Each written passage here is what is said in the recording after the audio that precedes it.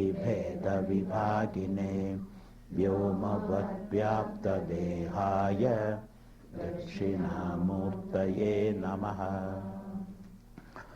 ॐ गणानां त्वा गणपतिगं हवामहे कविं कवीनाम् उपमश्रवस्तमं ज्येष्ठराज्यं ब्रह्मणां ब्रह्मणस्पत आन शृण्वन्नोतिभिः सीदसादनं महागणपतये नमः। ॐ शन्नो मित्रः शं वरुणः शन्नो भवत्वर्यमा शन्न इन्द्रो बृहस्पतिः शन्नो विष्णुरुक्रमः। नमो ब्रह्मणे नमस्ते वायो त्वमेव प्रत्यक्षं ब्रह्मासि त्वामेव प्रत्यक्षं ब्रह्म वदिष्यामि ऋतं वदिष्यामि सत्यं वदिष्यामि तन्मामवतु तद्वक्तारमवतु अवतु माम् अवतु वक्तारम्। ॐ शान्ति शान्ति शान्ति। So let us read some of the last list.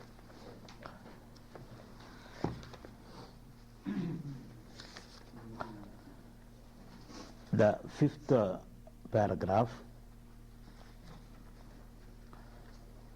भूर्भुवस्सुवरिदिवा एतास्तिस्रो व्याहृदयः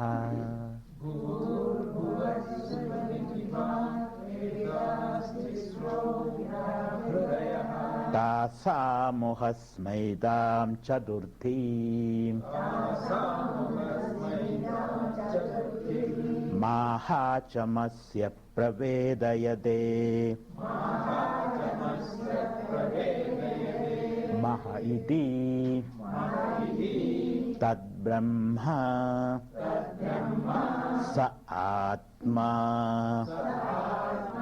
अंगान्यन्यात् देवताः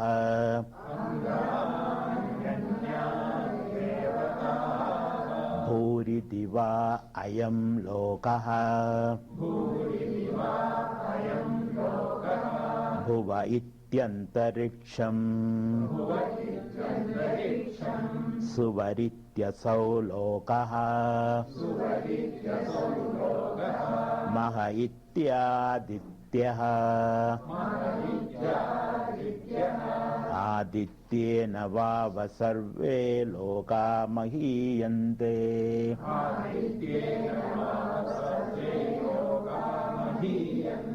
भूरिति वा अग्निः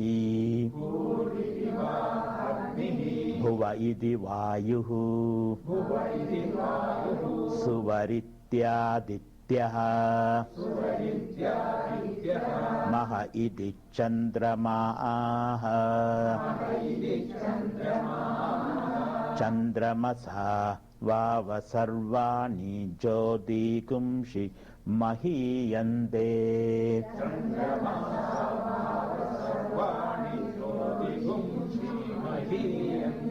भूरिति वा ऋचः भुव इति सामानि सुवरिति यजुगुंषि मह इति ब्रह्म ब्रह्मणा वाव सर्वे वेदा महीयन्ते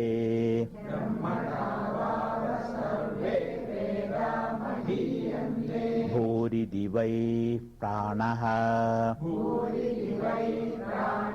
भुव इत्यपानः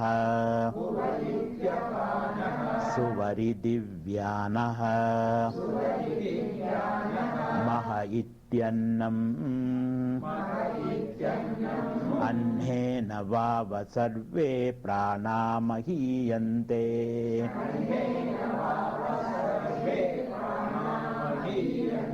Tava Etaschatasraschaturtha Chatasraschatasro Vyahridayaha Tayo Veda Saveda Brahma Sarve Esmai Deva Belima Vahanti.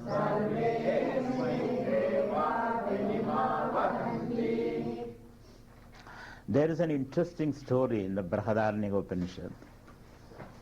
The Yajnavalkya is the main character in the Budhraja Upanishad. He had two wives, Katyayani and Maitreyi. These were the two wives of Yajnavalkya. And his profession, he was professionally an orator. He gives speeches and makes a living out of giving lectures. He is very popular in the lecture circuit, you can say. People used to invite him for lectures and talks. And he used to charge a heavy fee also. His fee was 1,000 cows for one lecture. 1,000 cows. Just one lecture, 1 hour lecture. 1,000 cows. That first 15 minutes he will look here, there and clear his throat, and the last 15 minutes he will look here and there and close his book. So effectively there will be half an hour talk, for which the fee was 1,000 cows. And not ordinary cows, well-fed, good cows. And these cows must have their horns covered in gold, gold-covered horns, and a pouch with the gold coins. This was his fee, 1,000 cows. And when he comes to the lecture hall, he will ask his disciples, have those cows reached home? The lecture fee is credited in the bank account. Otherwise the check may bounce. And after the lecture you say, you can go. There may not be any fee also. So he makes sure that the fee reaches his account. Then alone he will give a talk. This was Yajnavalkya. He made a lot of money by giving lectures. And two wives, many buildings, many properties, name, fame, everything. And at the age of 60, at the peak of his career, one day he announces that I am leaving everything. I am going to the forest. And his friends thought this man has gone crazy. At the peak of one's career, when it goes good, you should not quit. Everything is going good for him. And the peak of his career, he says, I am leaving for the forest. I lived in the civilization for half of my 60 years of my life. Another 60 years I would like to live in the forest. In the concrete jungle I lived for 60 years. Now let me live in the natural jungle for 60 years. On those days people used to live for 120 years. Now when he announced it, his friends argued with him and finally they gave up because he insists on living the civilization. Then finally he broke the news to his wives also. Wives were very much upset that this man is leaving. So he debated with them, he convinced them, finally they agreed, all right, if you decide like that, we have nothing to say. So the elder wife said, Lord, you are going to the forest. You are an adventurer from the very beginning. I am not that adventurous person. I am little old also. You are 60, I am 57 almost. So I have no health to go to the forest and build life anew. So she said, I'll be at home, take care of your property. By chance you come back, somebody should be there here to take care of your property. So I'll take care of your property. You can go. Then his second wife, Maitreyi, said, Lord, you are leaving the world at the peak of your career. You lack nothing. Why are you leaving the world? Must be some reason. You must be in search of something much more valuable and profound. That is why you are setting aside these achievements and leaving for the forest. Therefore, I also will accompany you. So, second wife Maitreyi, she accompanies Yajnavalkya, and the first wife stays at home as a backup. She stays there. In case this man comes back, somebody should be there. So Maitreyi and Yajnavalkya walks to the forest. On the way, Maitreyi asks questions. Oh, why are you leaving? What's the matter? So Yajnavalkya said a very interesting thing. Oh, Maitreyi, those people who leave this world, Atmanam aviditva, without knowing the self, those who leave this world, sa kripana. He is a kripana. Kripana means a wretched person. Those who leave this world without knowing God or knowing the self, they are miserly people. They are misers, kripana, wretched people. So therefore, I wanted to know the self. I knew everything else. The material world I know. But now I would like to know the self, God. I am in a God-word pilgrimage.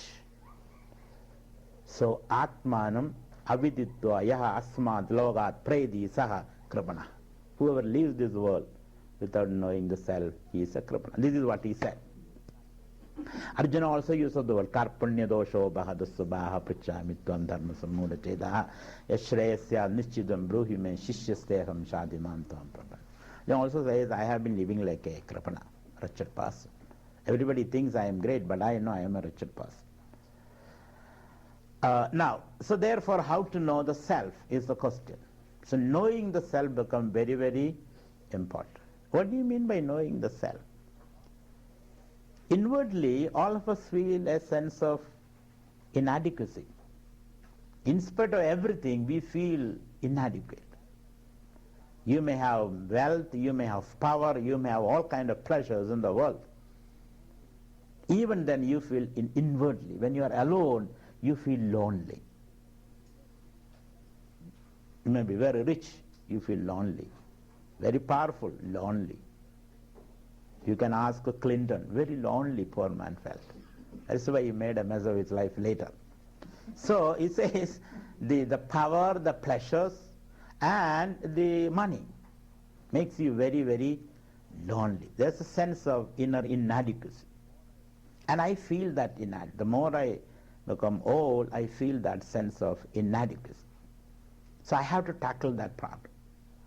I have to turn inward and ask myself fundamental questions. Why I feel inadequate, in spite of having everything. In spite of having everything, I feel inadequate. And what is the reason? So I am in search of an answer to that question. Is it my fate to live an inadequate life? Or can I go beyond this sense of inadequacy and attain the sense of adequacy, fullness, fulfillment? I am in search of that question, an answer to that question. So for that, what should we do? Maitreyi asks. So, Brahmanaha vividishandi atmanam yajnena danena tapasa. You have to know yourself. You have to know God.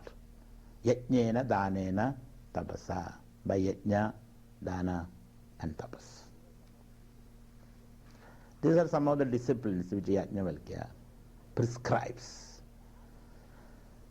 And having disciplined yourself by yajna, dana, and tapas. So yajna can mean a life of sacrifice, where a life where you have very little needs. Your needs are limited. It's a need-based life, not a greed-based life. Our life is greed-based. What is greed-based? Your needs never end. Keep on demanding more and more and more and more.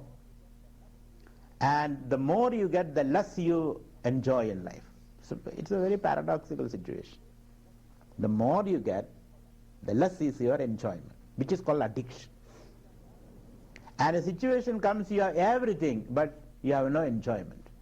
You have no fulfillment. So Yajnavalkya said, I want to break this vicious circle in life. And I want to move into a virtuous cycle, where the less I have, the more I enjoy. That kind of a cycle. The less is more, that kind of a situation. For us, more is less. The more we get, the less we feel we are adequate. The less we feel fulfillment. There are people, the less they have, the more they enjoy. And you say, you have nothing, but you are on the peak of joy. Kaubina vanda, khalu bhagyavanda, moolam taro, kevalamashrayandaha, paniddoye, bhoktumamantrayantaha. They have nothing, but they are very, very happy. Like this story, a king want to be a very happy person. So somebody said, if you wear the shirt of the happiest person in the world, you will be very happy. The shirt of the happiest person. So king called the minister, catch hold of that person. The happiest person, get me his shirt. So, all right, the minister went all around the kingdom and he found out somebody. He is very happy, the happiest man. But the problem is he has no shirt. He's a shirtless person. He's a shirtlessly happy person. So the moment you wear shirts, they cannot go together. Shirt and happiness cannot go together. You have to be a shirtless person to be a happy person. So king cannot live without a shirt, because he had to have that regal robes and all that. So the twain shall never meet. So that's the kind of life which can make you really happy. So Yajnavalkya says, Yajnena, a life of sacrifice, minimum needs, sharing dana, Yajnena danena, and tapasa. Tapasa is energizing yourself, discovering your own inner energies. Thus you can live a very simple and humble but whole and happy life. This is the message of India, really. If you ask me, is there any message of India? Not that Indians are living that lifestyle. Not that Indians are living. But the message of India is humble, simple life. That's the message of India. Yajna, dana and tapas. These are the eternal values that India champions and propagates. So yajnena, danena, tapasa, you can create a mental atmosphere, create a state of mind where the inquiry is possible into the self.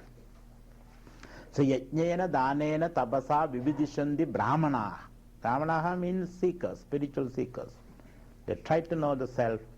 Yajnena, danena, tapasa, atmanam vividishandi brahmanaha. Now, Maitreya asks, all right, a person who lives that lifestyle, yajna, dana and tapas, his mind is pure. Then what will he do? Will he know the self? No, not automatically. Thereafter he has to Shrodavya Atmava Are Shrodavya Mandavya Nididhyasidavya. Atmanastu Kamaya Sarvam Priyam Bhavadi Maitreya. I quoted that in the first lecture. Atmanastu Kamaya Sarvam Priyam Bhavadi. We all love our own self. We love somebody because he makes us happy. The moment he makes us unhappy, we hate him. You may pretend you love him, but everybody knows you hate him. So Atmanastu Kamaya Sarvam Priyam Bhavati. And what is that Atma? That we have to search. Definitely it is not the body. Definitely it is not your memories. Definitely it is not your historical self. There is something deeper in you which you are in search of, which you are fallen in love with, because it's your nature, it's you yourself. So Atmanastu Kamaya Sarvam Priyam Bhavadi. Re Maitreyi. Yajnavalkya tells Maitreyi. Maitreyi is a simple woman, so Maitreyi will listen to Yajnavalkya. Newly married only. Katyayani will never listen to him because she knows this guy simply speaks. Therefore, so she will not listen. So Maitreyi listens implicitly whatever Yajnavalkya says. So Atmanastu Kamaya Sarvam Priyam Bhavadiyo Maitreyi Are Atma Va Are Shrodavyo Mandavyo Nididhyasidavya. Therefore this Atman is to be Shrodavya. You have to hear about it.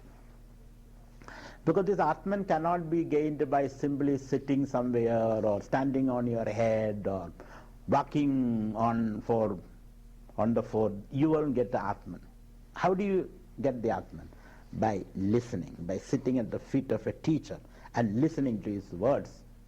Then alone you can understand the Atman. Atmavare Shrodavya. So when you say Atmavare Shrodavya, it does not mean you should hear the sound of Atman. You see? Which is passing through the mountain passes. It's not the sound of Atman which you are hearing. Then what are you hearing? The scriptures, the words of the scripture, the description, the descriptive words of the scriptures about the Atman. Those great rishis who are the experience of the Atman, they exploded in terms of explications about the Atman. Those words you have to hear. Those great words of the rishis about the Atman, one has to hear. Well, for example, like Bhrigu, Varuni, Bhrigu go to the Guru and the Guru describes what is Brahman. Yadova imani bhudani jayandeye najadani jivandi yat prayandi abhisamvishandi tad vijijñāsasva tad brahmedi. That is Brahman, he describes. Or Brahmavita apnodi param tadeshabhyukta satyam jnanam anandam brahma yo veda nihidam guhayam parame vyoman so oshnute sarvan kamaan saha. There is a description of Brahma. Listen to those descriptions very carefully. By listening to those descriptions, you will be able to remove the ignorance about Brahma. The first task is to remove the ignorance about Brahman, about the self. But prior to that, there was another task. What was the task? To purify your mind. That was accomplished by Yajnena, Danena, Tabasa, by Karma Yoga. Gita language is Karma Yoga. Yajnena, Danena, Tabasa. Make your mind mature and pure. Mature mind is very, very important. And which is a pure? What is a pure mind? Non-reacting mind. When somebody calls you a donkey, you sit there smiling and make him feel a donkey. You understand? That is a pure mind. What is an impure mind? The moment he completes, he has not even completed the word. He only said donkey. He did not even complete the word. Before that, he kicked him by the hind leg and proved he is right. He proved he is right by kicking him by the hind. Because you have your own doubts. Maybe I am a donkey.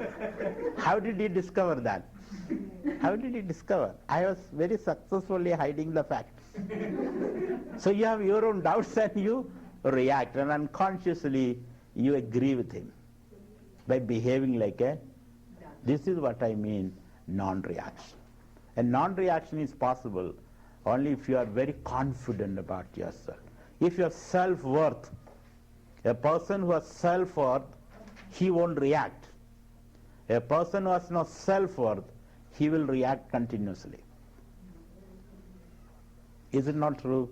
A little baby walks up to you and gives you 1 or 2 punches on your belly. Will you react? Will you beat up the child or file a case against him for assault? You won't do that. Because you know this baby is tiny little thing. In fact, you will enjoy his kicks. He will lift the baby and say, "Or karo." More. So you enjoy it. You don't get upset by that. But the same boy, when he grows up a 17-year-old teenager with his heavy boot, if he gives you a kick, then you have your own doubts. So vis-a-vis the baby, you have no ego problem. Vis-a-vis your baby, you have no comparisons. You don't compare yourself with the baby. You're comfortable with him. But you start comparing yourself with the teenager. Ego manifests, comparisons come, judgments come, and then you become preemptive in your actions. You become offensive and defensive in your actions. All those things happen because your own inner insecurity. So, through the karma yoga, one has to gain that maturity and purity, and then listen. So most of the time, you all are listening since, I think since 20 years you have been listening to me at least. Before that you must have been listening to somebody else also. In between you listen to all gurus who come to the city. Does anything happen? Because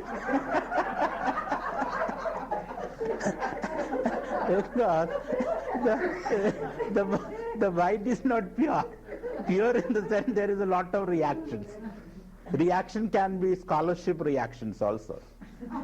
Shankara says 3 sources of reaction. Loga-vasana, Atma-vasana, Loga-vasana, Deha-vasana and Shastra-vasana. You can react because of 3 reasons. So reaction is a response from your memory, from your attachments. That's the reaction. So Loka-vasana means because everybody calls me a knowledgeable person. That goes into your mind. And whenever the Guru says something, you react to it. So when the Guru says something, you are not listening to the implied meaning of what the Guru says, you are trying to respond from your memory. And as a result, what happens? You go back exactly as you came in. No improvement happens. So therefore, a scholar can react to these words. It's very difficult not to react. Then another is, Loka, people are calling me great, and then you start reacting. Shastra-vasana, because with scholarship you react. And then Deha-vasana.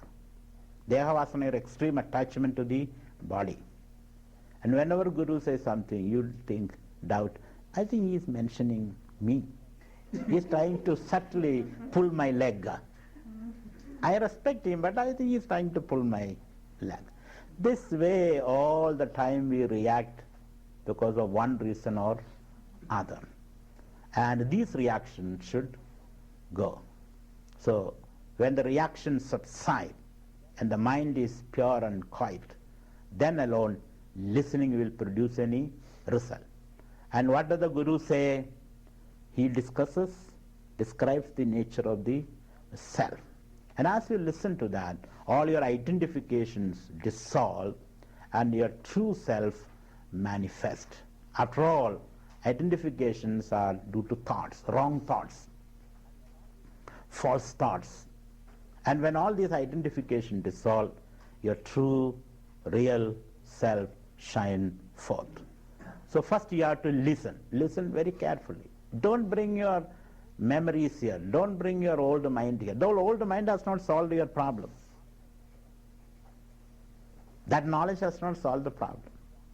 You must have read the scriptures, but it is only a memory. That memory is a putrefied, rotten knowledge. It is not going to help you. So therefore, we have to set aside all that, and with a fresh mind, one has to listen to the scriptures.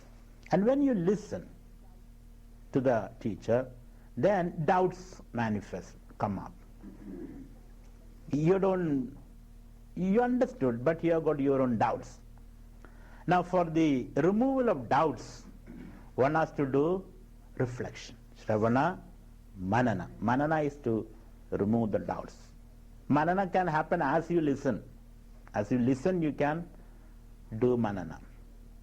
Manana is asking questions, effective questions.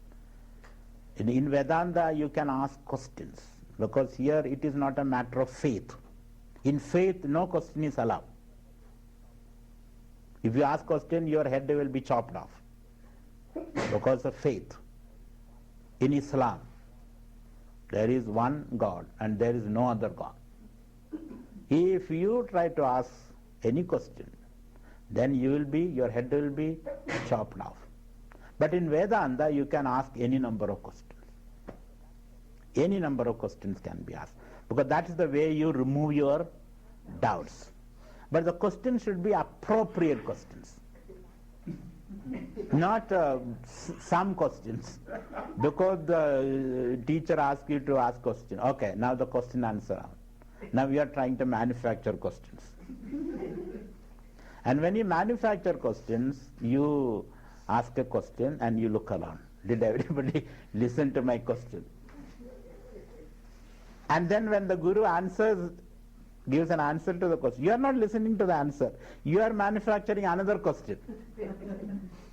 This way, a human mind is such a messy affair. Very difficult to extricate oneself out of this tar pit. It's like a tar pit. Tar pit means a big pool of tar. If you try to put your hand into that, very difficult to pull it out. If you step into that, you will plunge into it. You will not be able to come out of it. That's the nature of human mind. So one has to learn to ask appropriate questions relevant to the discussion and your pursuit. If you are very clear about your pursuit, you will always ask appropriate questions, not inappropriate questions. And then finally, your doubts are all cleared. Now what you require is steadiness in that knowledge.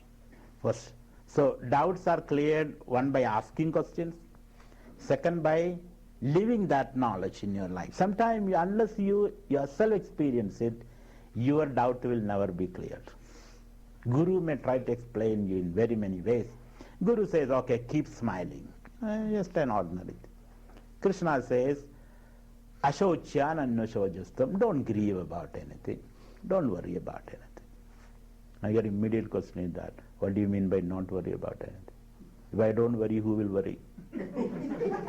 Understand? So that's your doubt. If I don't worry, who will worry? This way you keep on worrying unnecessarily. So when Bhagavan says don't worry, when you confront a problem, if you worry, then you compound the problem. Isn't it? If you don't worry, you are able to analyze, understand the problem, and you are able to bring out the best response. Adequate and appropriate response can be brought out. That is why God says don't worry.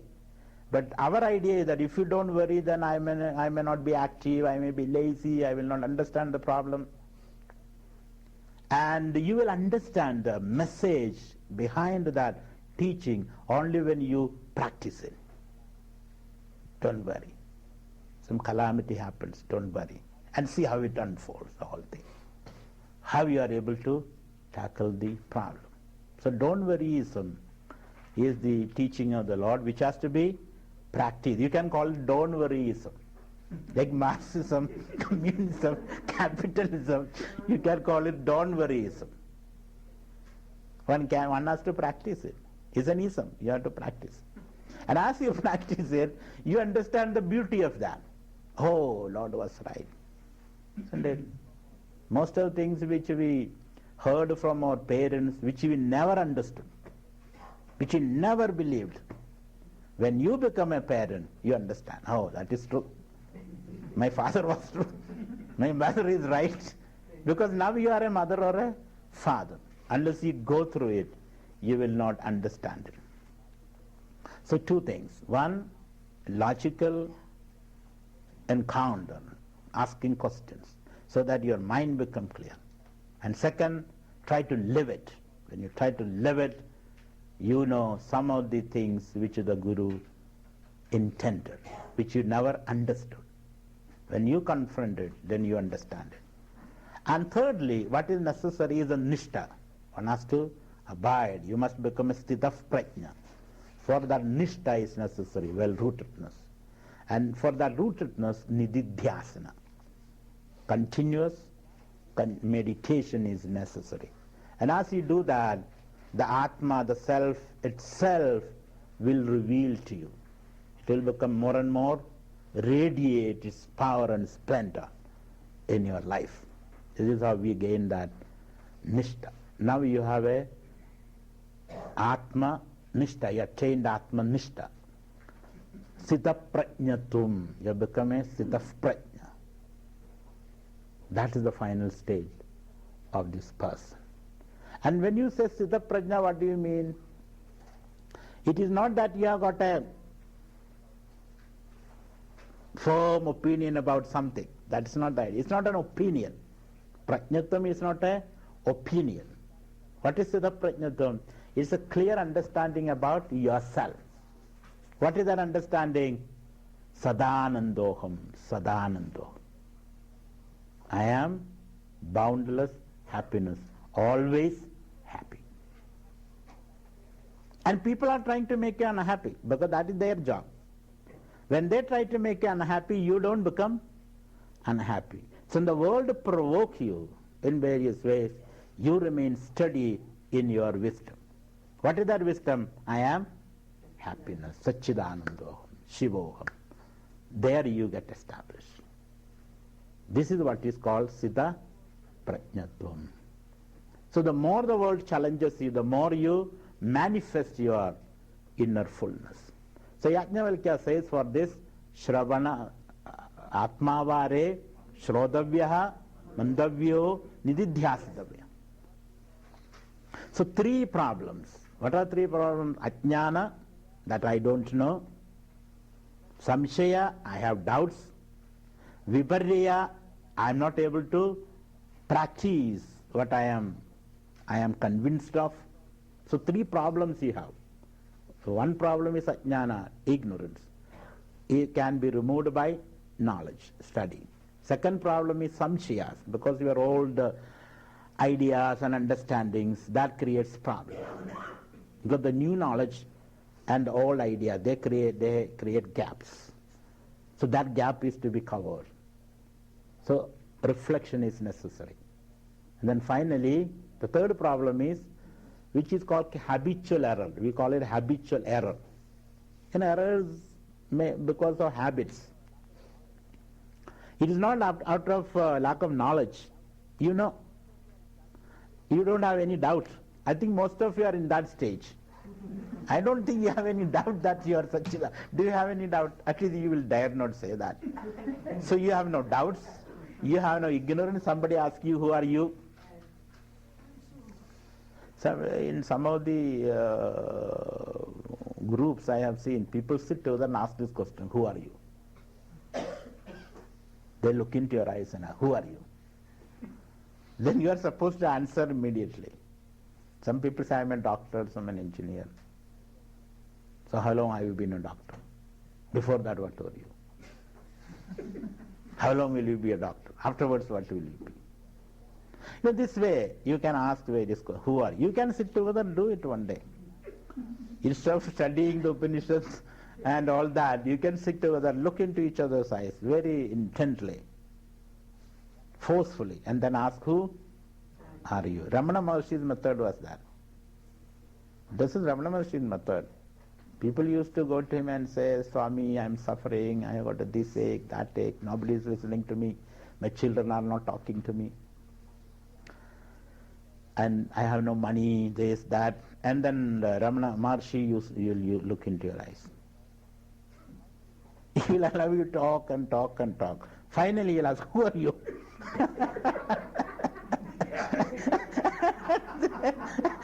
And this man is really flabbergasted. Was he not listening to me?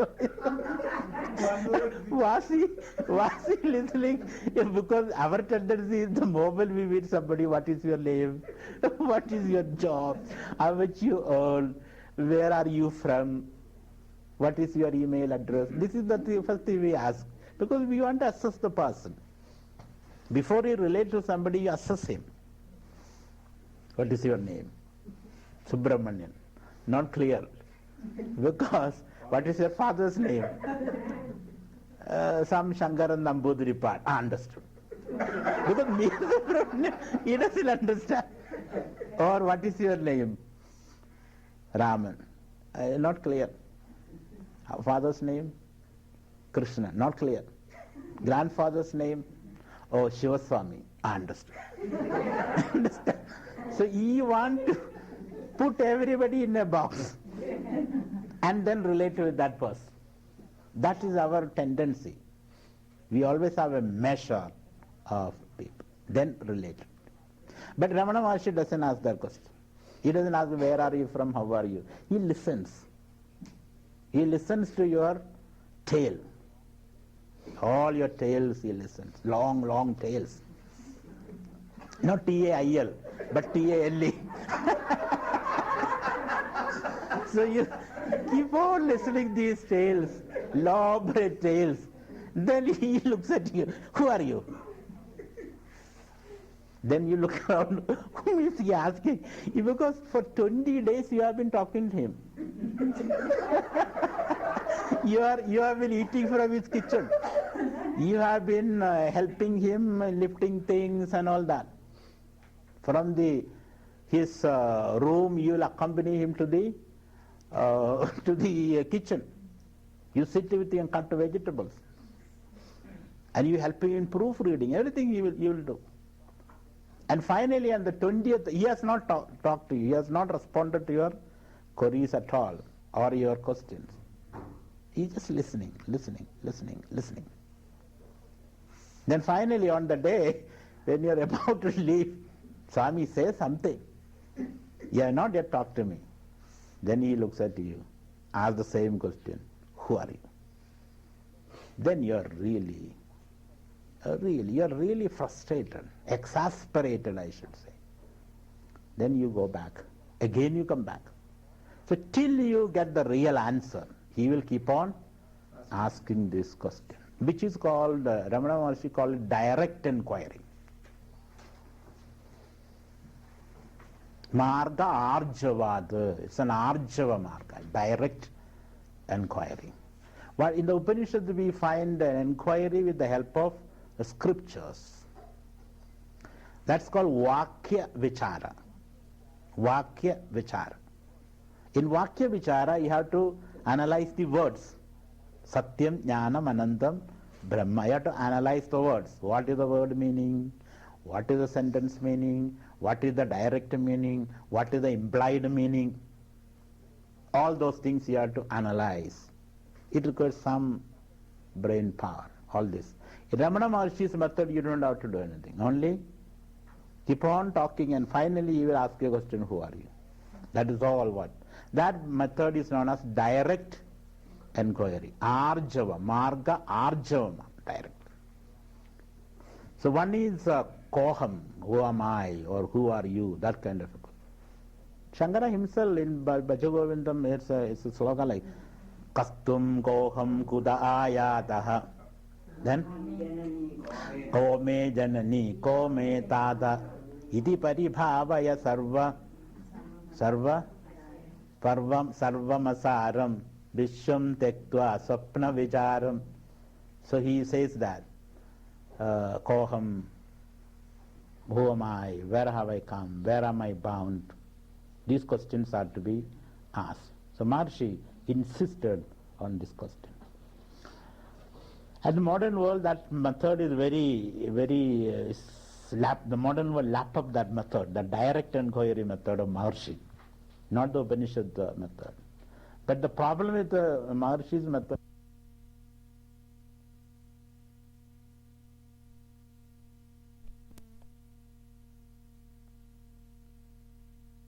to Brahmaloka you go and you can come back. Or from Brahmaloka you can go straight to Brahman also, which is called Krama Mukti. Krama Mukti.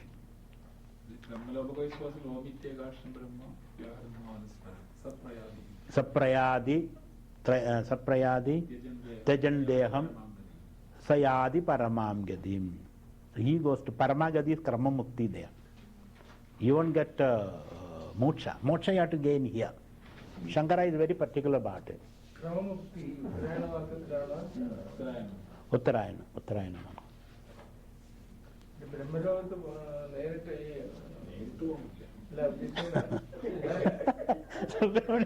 It's very clear about it.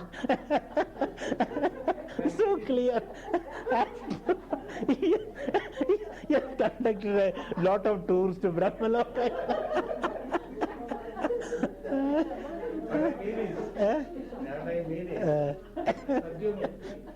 Sadyamukti is here. Sadyamukti means what you gain while you are living in this body. It's called Jivan Mukti. Pardon?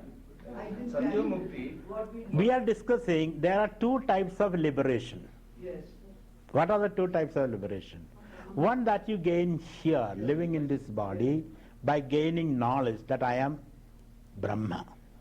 Once you gain that knowledge, Guru Mukhad Upadeshad Shravana Manana Dididhyasana leads you to the realization that you are Brahman, and Brahman alone is there, nothing else. Egameva Dvidiyam Brahma Nanyadasti Kinchana. Nothing else exists. That I am. Sa eva aham. That realization gives you instant liberation. Why instant liberation? Because you are already liberated. Bondage is a notion. When the notion is given up, then you are liberated. So those who are not able to capture that vision, like a flash, like a lightning, or like opening your eyes, it's so sudden. Those who are not able to capture it, then we will tell them stories. You go there, you go here, you will do that, you will do that. We entertain them till they gain that vision. There is no other truth in all this. These are all stories. That you go to Brahma Loka, this Loka, that Loka, you will stay here, you will stay there. These are all to entertain you. Till you are tired of the Guru and say, I am liberated. Understand?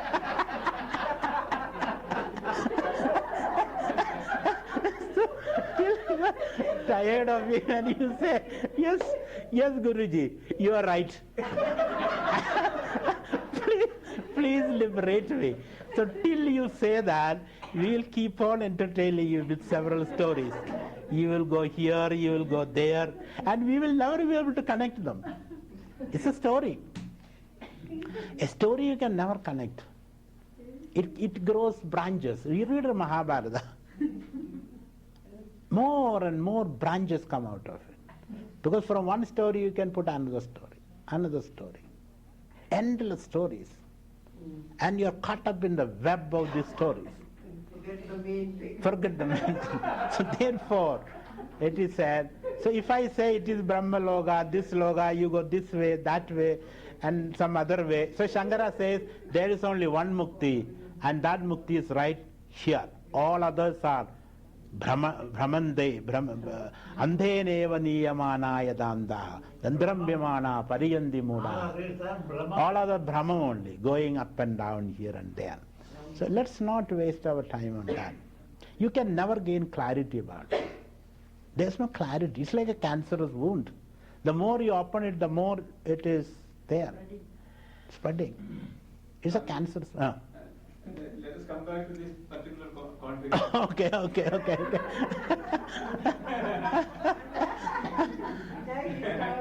I find a problem here. Yeah. What was the logic of the Rishi in placing a moon above the other objects? Agni, of course, we can understand. Yes. But above Aditya. Aditya is called the stars. You see, when you look at the night, look at the standpoint of the Rishi. He is sitting in one of these hills and he looks at the night sky. What is the most prominent phenomena in the night sky? Yes, probably moon has the prime place among the Prime place and the shining of it. That way. Yeah, the rest are all stars, small tingling stars. With your modern knowledge, it is totally different. But this is experience. Yeah, this is a direct experience. What you directly confront is the shining moon and the small tingling stars in the blue sky. And the wind is blowing, you saw that yesterday. And when the night wind blows, it is so prominent. It is not like daytime. Because you see only the growl of the snarling growl of the wind. That's what you are seeing. So the wind and the fire. Of course there is fire always in front of the Rishi. because he performs all these rituals. It's a constant companion to drive away the wild animals, to keep the earth warm, and everything is. So fire is the most. You should see the Rishi's primary experience. It's not a processed information. It's a primary sensation. Around it he builds his philosophy. This is more experiential than intellectual, logical conclusions. More experiential, and it gives you inspiration. When you look at the moon, you say, "Oh, this moon is full of what you call full of depth and dips, and there is no vegetation there. It's all ugly, and it's all a tiny star." With that idea, when you look at the moon, you are not inspired. Inspiration comes when you look at the moon as a primary experience. That's what is. That experience must be an experience in the night. As the night. And not during daytime. No, daytime is already said. Daytime said. When you see the daytime, what you see? This world, the middle world, and the higher world. There the sun is the most. So both night and day is taken care of now. These are your primary experiences. Yeah. Chandra-Aditya doesn't mean only these golas. So you can give a lot of explanations like that. Let us, because that's not our main. You will get lost into that explanation. Our main idea is not that. We have to confine to our primary experiences. If you go to logical and all that, we will go to Brahman only. You understand? Then we will go to Brahman. Otherwise you will be lost in the Shabdajalam, Maharanyam, Chitta Brahmana Karana. You will be lost. That's why Guru is necessary. Otherwise you will. So he will say, don't go that way. That's an unnecessary distraction. Go this way. Then go take that way. For all those things, a Guru's guidance is necessary. That's why Parambara comes. You must have heard from some other. How did you get all this idea? You get it from your Guru. So the question comes, which Guru you learned from? No, I didn't learn from any Guru. I just read the book and learned it. Then please don't teach me. I also can learn the book. So you should be following a parampara. So we are following the Shankara parampara. And accordingly we explain things. If you go into other distractions, then you will become a scholar, not an enlightened person. And what is required is enlightenment, not scholarship. It should be very clear. So bhuva iti vayuhu suvaritya. That's what I in the very beginning said. The Suvaritya is what from? Not Suvaritya, Suvaha iti Aditya. Suvaha iti Aditya. Suva is Aditya. Suva means Aditya. Suvaritya Adityaha Maha iti Chandramaha Chandramasava Vasarvani Jodi Gumshi Mahiyande. If you go to these northeastern states, there they worship sun and moon. That's all what they worship. Because moon, night, sun, daytime. These are two gods that they worship. That's the primary object of worship for human beings. And the sun represents the intellect, moon represents the emotions. So Maha iti Chandramaha Chandramasava Vasarvani Jodi Gumshi Mahiyande. So all the Jodhis mean these luminous objects, the stars, the moon, the night sky is Mahiyande, nourished by or presided over by the moon. Chandramasa Vasarvani Jodi Gumshi Mahiyande. Now, so that category is over. Now, the next category, next level of experience. So day and night is over. Now what else is there? Now your cultural life. Your cultural life. Bhuridiva Richaha Bhuva iti Samani Suvariti Yajugumshi Maha idi Brahma Brahmana vava sarve Veda mahiyante.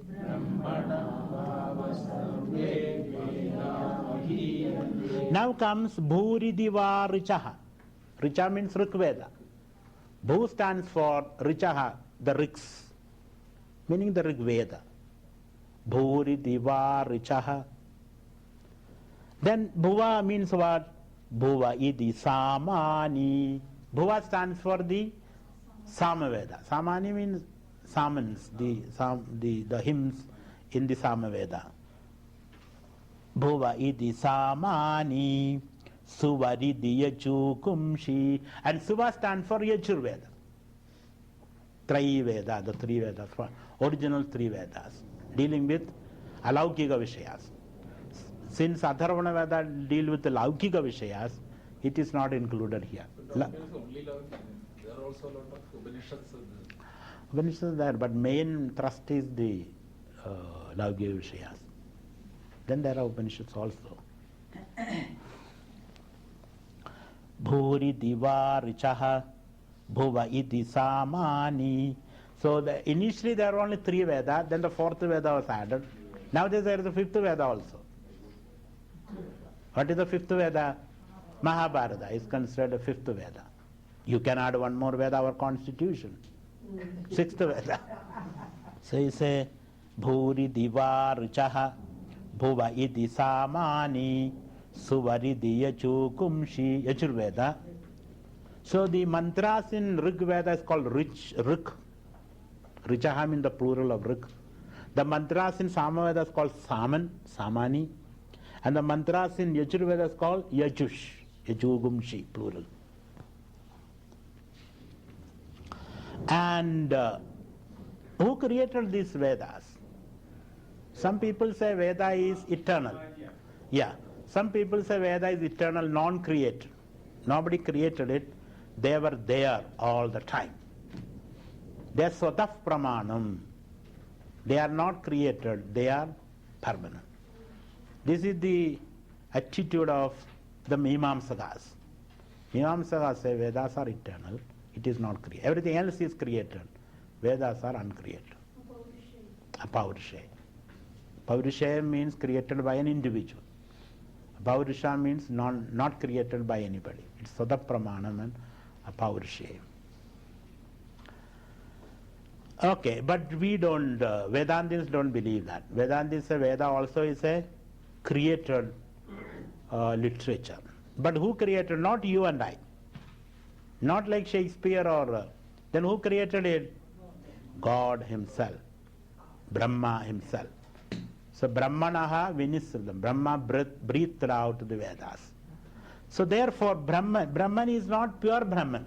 It is the Chadurmukha Brahma. Saraswati's husband, Chadurmukha Brahma, the Lord of Saraswati, Chadurmukha Brahma. That's the Brahma. So Brahma Maha idi Brahma. Brahma. So in the Mahasthaniyam is Brahma. Maha iti Brahma Brahmana vava sarve Veda mahiyante. All the Vedas are nourished and maintained by Brahma. Therefore Brahma is the hub, the main. Brahma. In English you say Brahma. In English for the other Brahman you say Brahman. This is Brahman. Pure Brahman. This is the four-faced Brahma. Creator Brahma. Brahma. Creator Brahma. Yeah, creator Brahma. Brahmana vava sarve Veda mahiyante. Okay, now what else is there? Bhuri divai prana. Another set of objects. Bhuri divai prana. Bhu indeed is 12:30. I cannot walk. You cannot walk anywhere. So Bhuri divai. So we'll take half an hour more and complete this. Bhuri divai pranaha. Now Bhu stands for prana. Prana means prang gamanavan vayu pranaha, which you breathe and breathe out is called prana. Bhuri divai pranaha bhuva ityapanaha. Bhuva stands for apana vayu, atho gamanavan vayu. As you already know, there are 5 physiological functions in each one of us. What are these 5 physiological functions? Prana, apana, udana, samana, vyana. Prana is prangamanavan vayu, apana is adhogamanavan vayu, udana is urdhagamanavan vayu, samana is samikaranavan vayu, vyana is vishwangamanavan vayu. Ingestion, digestion, circulation, distribution, assimilation and excretion. See, when you eat food, first of all it should go inside the stomach. That is called ingestion, swallowing. It is a function of prana, ingestion. Not only food, even this talk, it should go into your head. Ingestion is necessary. Ingestion. Then after ingesting it, you have to digest it. Sometimes we don't digest it. Digestion. After digestion, it has to be distributed to different cells. After distributing, it has to be assimilated in the system. Most of the time we don't do that. What is digested is stored here at unnecessary places. Especially after 30, we don't assimilate all the food. A young man, he can eat so much and still he has got a flat belly. After 50, we eat only this much. Still the belly is walking in front of you. So he says, because we don't assimilate the food properly. So these are the 4 functions: ingestion, digestion, distribution, assimilation. Then the 5th is excretion. You throw out what is unnecessary. So these are the 5 functions of the prana, of which 3 important pranas are taken. Bhuri divai pranaha bhuva ityapanaha. Bhuva stands for apana, thogamanavan. Suvari divyana, vyana vishwangamanavan, circulatory energy in you. Suvari divyanaha.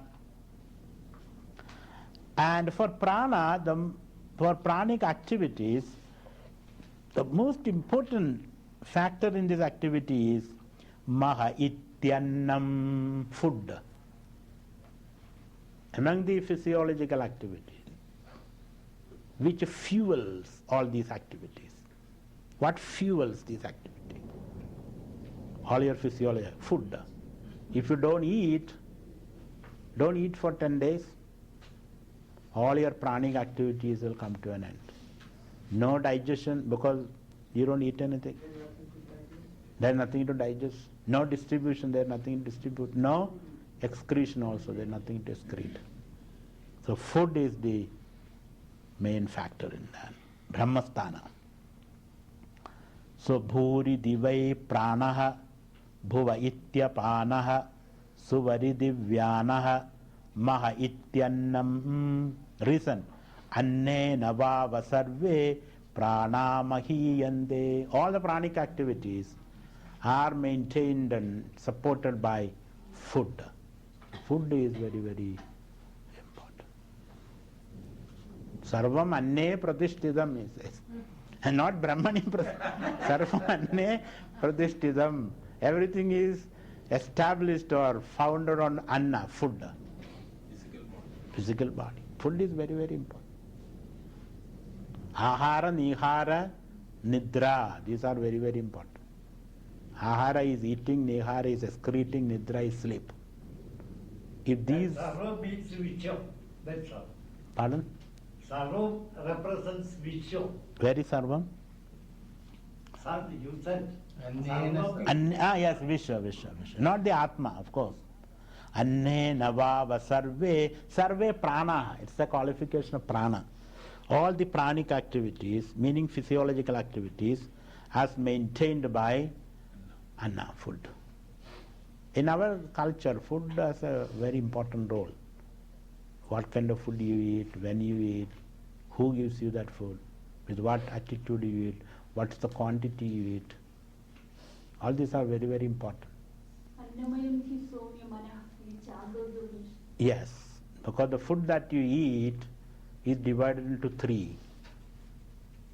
One becomes the body, one part becomes the body, another part becomes the mind, the third part becomes excretion. No, excretion. It goes to excretion.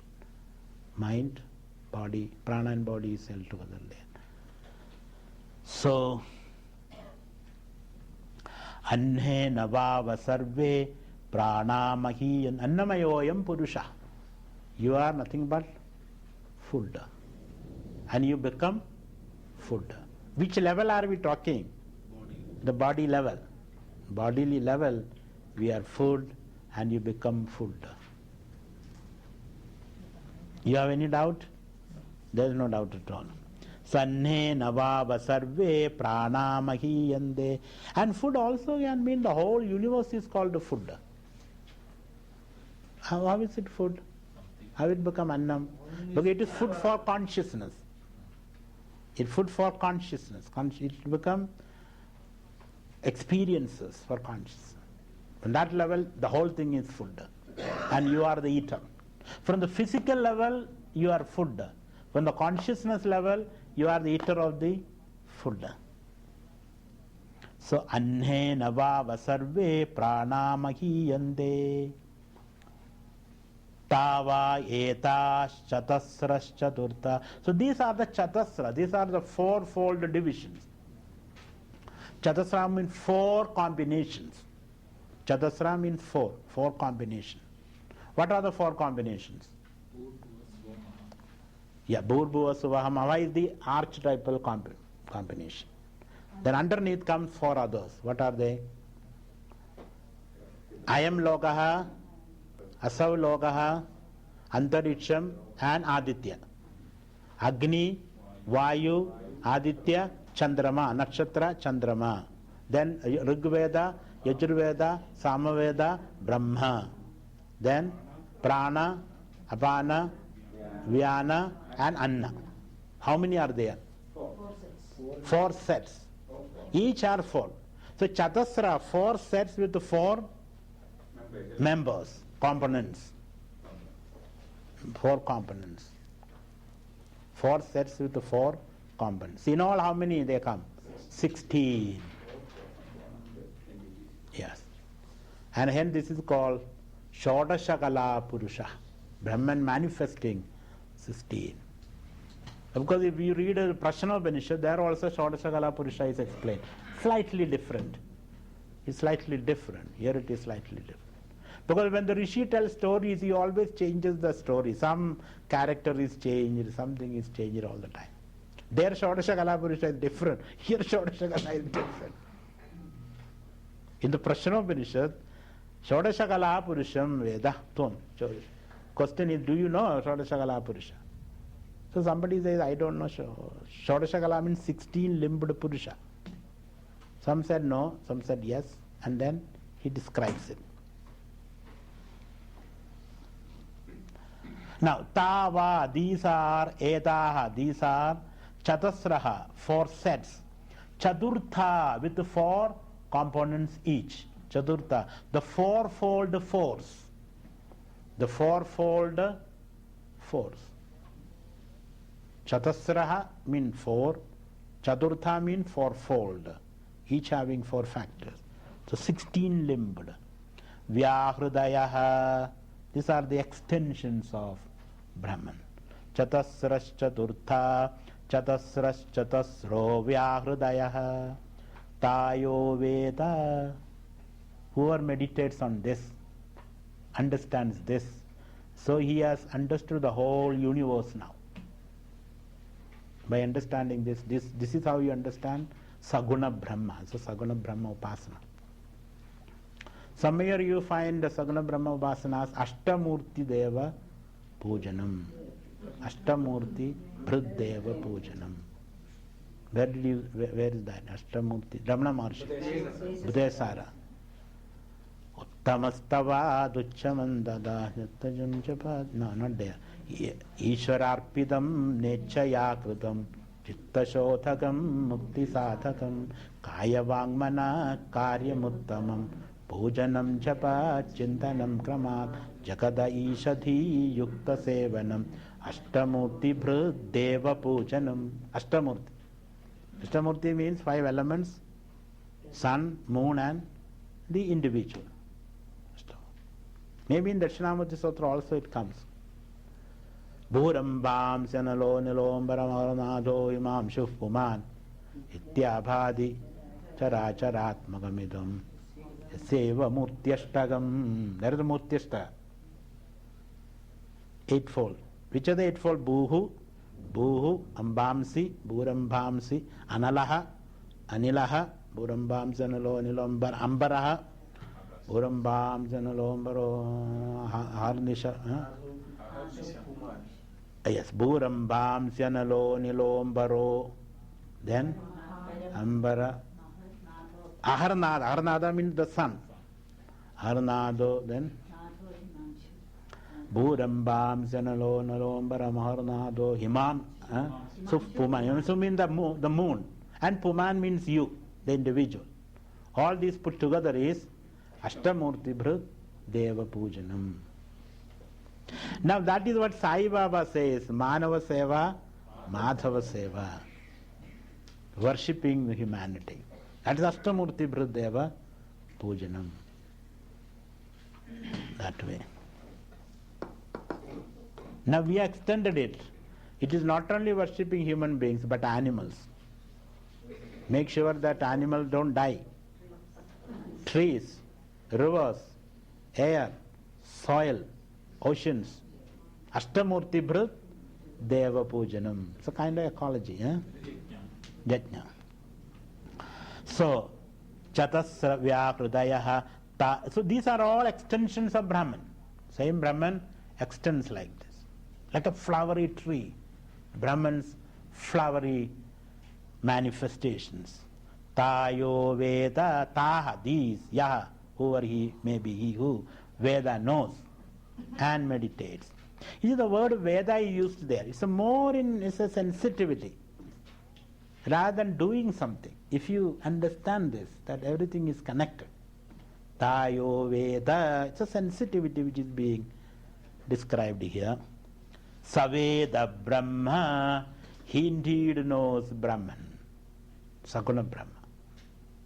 He indeed knows Brahman. Saveda Brahma Sarve Esme Deva Belima Vahanti. And a person who has this understanding, Asme, unto him, Sarve Deva, all Devas, all gods, Indra, Rudra, Varuna, Maruda, whom you were worshipping with elaborate rituals. Now you don't do that. With this knowledge, they will be at your beck and call. Sarve Devaha Belim Avahandi. They bring offering to you. So far you were giving offerings to them. Now they bring offerings to you.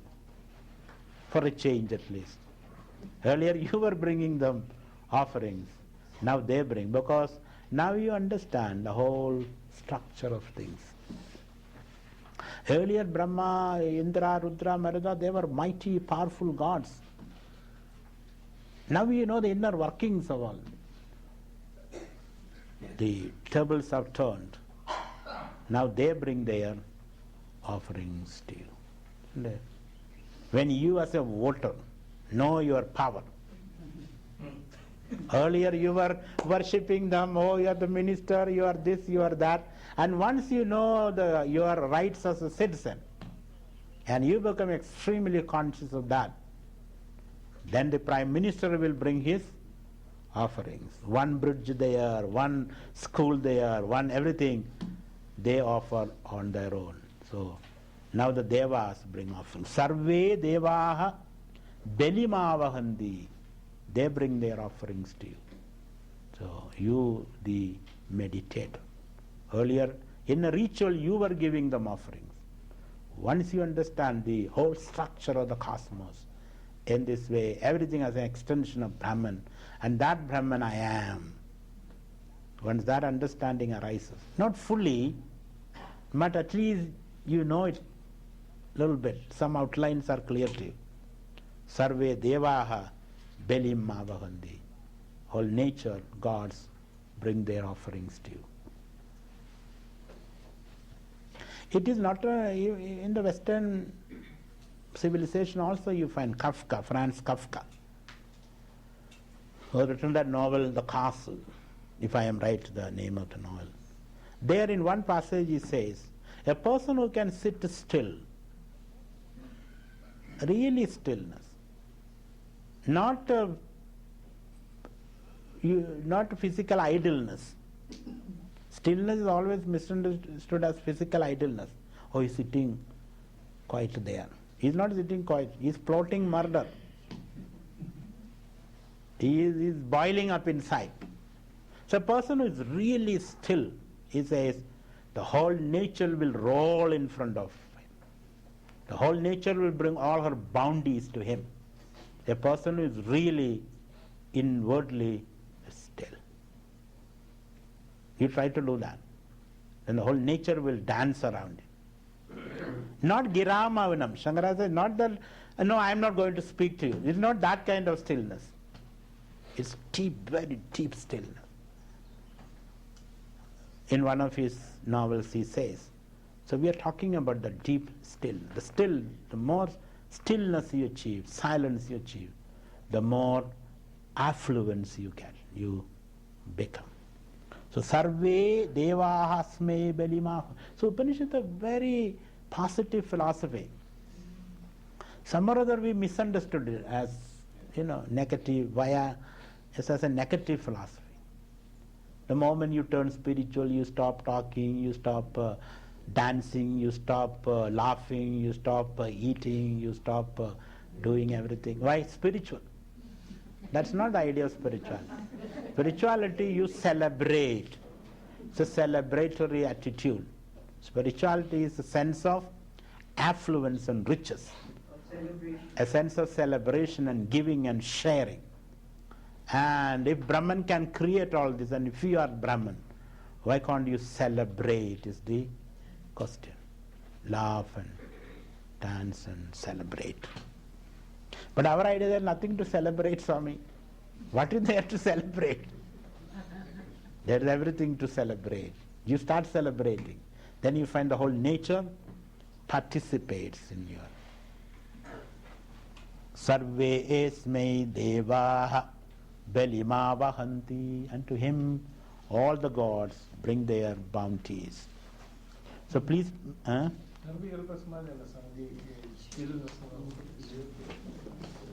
Trying to attain.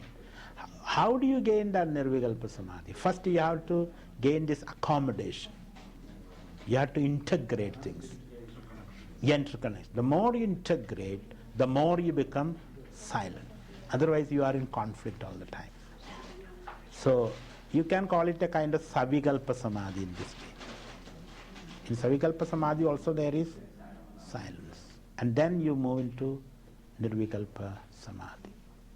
And then you move to nirbija samadhi. Then you move into sahaja samadhi. Then you will not be there to move anywhere, unfortunately. That is the state. So, yes. So it has got several refinements. So Savikalpa, Patanjali gives all these stages. Savitarka, Nirvitarka. First he says Savichara, Savitarka, Nirvitarka, Savichara, Savitarka, Nirvitarka, Nirvichara, Samprajnada, Asamprajnada, Sabija, Nirbija, Sahaja. These are the various refinements. Refinements. The Hindu mind is so elevated in certain stages. Pardon? Yes. First is Savitarka. Please write down fast. Savitarka. Savitarka. Savitarka, Savitarka, Savichara, Savichara, Nirvitarka, Nirvitarka, Nirvichara,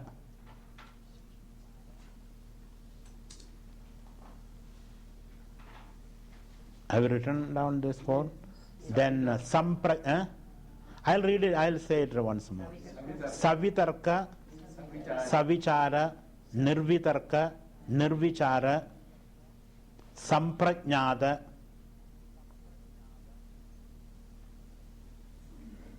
Samprajnada, Asamprajnada. And here you find Shabdanuvidya and Drishyanuvidya also here.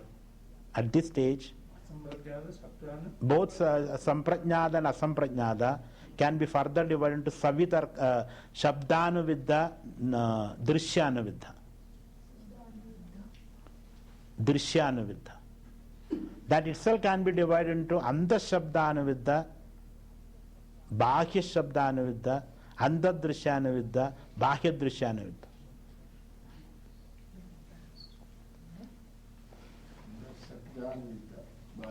Bahya Shabdanuvidya, Andadrishyanuvidya, Bahya Drishyanuvidya. We have all this in the meditation book. We have to. Yeah. And then comes Samprajna, Samprajna is over. Now Sabija,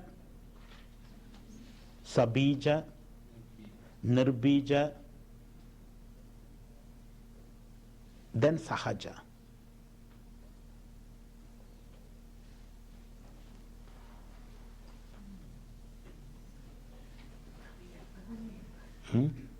I repeat once more. It's like climbing a hill, you know. I repeat it once more. So, Savitarka, Nirvitarka, Savichara, Savichara, Nirvitarka, Nirvichara, Samprajnada, Asamprajnada, their Shabdanuvidya, Drishyanuvidya, Bahya Shabdanuvidya, Bahya Drishyanuvidya, Anda Shabdanuvidya, Anda Drishyanuvidya, then Sabija, Nirbija, Sahaja. And that Sahaja is Turiyadida. Another word for is Turiyadida. Turiyadida. This answer. Because Turiya means the fourth. Actually it is not the fourth. Therefore it is Turiyadida. Fourth is there if there are three. Once you look back, then there are no three. Therefore you say, I am not even fourth. That's why Turiyadida. It's an endless journey. It's an endless journey through various refinements. Maybe that is why Christ said, in my Father's palace, there are many rooms. There are many rooms. And you, by living 15 days, you will not know all those rooms. There are many rooms in my Father's palace, he says. Many rooms. Underground and overground and cellar and side and all that. Many, many rooms are there. These fourfold combinations are also mentioned here for Upasana. Upasana. Under Upasana. Mentally you have to see all that. This idea we come across in Bhagavad Gita also. When Srivishna says Ashwatha Sarvabhuta. Absolutely. Yes. That. Yes. Yes. There are 72 situations are taken where he places himself. 72 situations. 72 situations. 72 or 76. I am not clear. So that's another way of presenting the same thing. It's a development of the same idea. Why only 16? There can be 72. Any number you can place. The more the merrier. It will become clearer. And I would say all these you attain. Now you don't have to go through all these processes. All this you attain when your likes and dislikes reduce. Because this is an experience that you gain without or reduced likes and dislikes. The less the likes and dislikes, the more you embrace the world.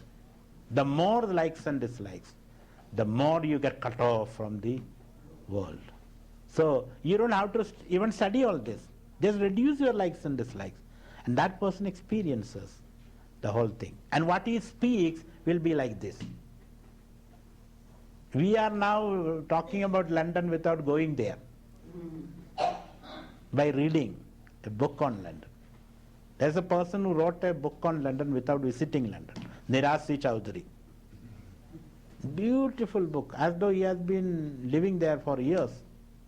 Then he went and settled down there.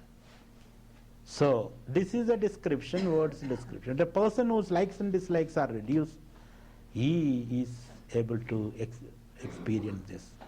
What is likes and dislikes? Extreme reaction to situation. When your reactions are less, your actions will be more. When your reactions are less, you are more active. The more you are active, the more you love the world. You embrace, you accommodate the world. So that is another way of understanding all this. It is not simply knowing these words and structures. The structure will become very clear to your mind when there is no reactions or likes and dislikes. So Virat Darshana is not seeing Krishna on a peepal tree or a cow's stomach or a tail of a tiger. Some people draw the picture like that. That's not the idea. The idea is to see your ability to interact with the other, because still you are in the level of the other, I and the others. So your ability to interact with the other without any reaction. And that interaction will provoke these ideas without any reaction. So you are able to understand more and more and embrace more and more and include more and more. So you become an inclusive, all-inclusive person. Your vision become all-inclusive. Otherwise become exclusive. Adveshta Sarva Bodhananda, which is called a bhakti anyway. So Arjuna asked this question, what is bhakti in the 12th chapter? After the Vishwarupa, bhakti comes. This is Adveshta. So bhakti comes. Bhakti means this ability to relate with the other without likes and dislikes.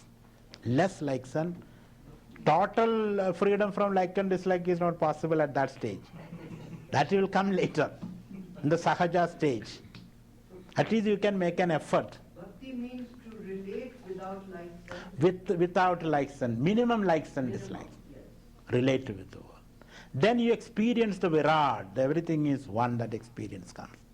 And that experience is the Vishwarupa Darshana. Vishwarupa Darshana is not when you look with, oh, there is Lord standing there. That's not the idea. Vishwarupa Darshana is something here which happens. Your whole cognitive apparatus changes because of this reduction in likes and dislikes. And with that change in cognitive apparatus, when you look at the world, it's a cognitive modification, transformation. Then you look at everything is connected. Otherwise, everything is disconnected. You don't understand why all this. It becomes a very monstrous existence. Otherwise, it is all a very connected existence. So that's what it is said. When you look into a computer, all the connection, we have no idea what is this. But a person who knows, he knows all the connections. So, how do I experience the Virat? Reduce your likes and dislikes, violent reactions, accommodate, which is called ahimsa. So, bhakti and ahimsa mean the same thing, which is called ahimsa, meaning I don't fight with you, I accommodate you. I see your place in the cosmic scheme. So, when I have space for you, then I become a devotee. When I have no space for you, then I become a voti. Understand? Occasionally I talk to you. Otherwise I am plotting your murder. So devotion is this ability to give you a space in my world. And if I am able to give you some space in my world, then to that extent I understand God. Because God has sent you here, everybody. So you have to see a place for everybody, including your enemy. Your enemy also got a role in your life. Yes, your enemy has a very prominent role. He is a mirror held against you. He is trying to make you see who you are, what you are. Your unconscious filth. He dredges out. And then you feel very bad. How did he discover so much filth? I never knew that. He specially sent for that. He is a scavenger. Your enemy is a scavenger. He is dredging your filth. Allow him to do that. Allow him to do that. And when the whole filth is over, then you are clean and pure. He takes away all the filth.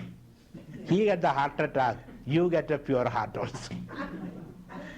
See, you can transform any situation to your own advantage. When you have this holistic vision, you get a strategic advantage over others. When you have the whole vision, you have a strategic advantage.